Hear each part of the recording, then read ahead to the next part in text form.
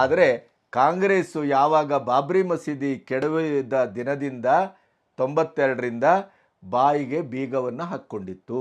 ಹಿಂದೂ ದೇವಾಲಯಗಳ ಪ್ರತಿಯೊಂದು ವಿಷಯದಲ್ಲೂ ನೆಹರು ಅವರು ವಿರೋಧವೇ ಇತ್ತು ಅವರಿಗೆ. ಆದ್ದರಿಂದಲೇ ವಿವಾದಿತವಾದಂಥ ಯಾವುದೇ, ಅದು ಕಾಶಿ ಇರ್ಬೋದು, ಮಥುರಾ ಇರ್ಬೋದು, ಯಾವುದನ್ನು, ಅಯೋಧ್ಯೆ ಇರ್ಬೋದು, ಯಾವುದನ್ನು ಮುಟ್ಲಿಕ್ಕೆ ಬಿಟ್ಟಿರಲಿಲ್ಲ ಅವರು. ಅದನ್ನೀಗ ಗಮನಿಸಬೇಕು ನಾವು.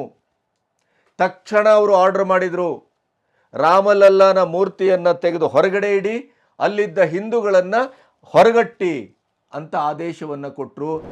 ಆ ರಥಯಾತ್ರೆಯಿಂದಲೇ BJP ಅಧಿಕಾರಕ್ಕೂ ಬಂತು ಅನ್ನೋದನ್ನು ನಾವು ಮರೀಲಿಕ್ಕೆ ಸಾಧ್ಯ ಇಲ್ಲ.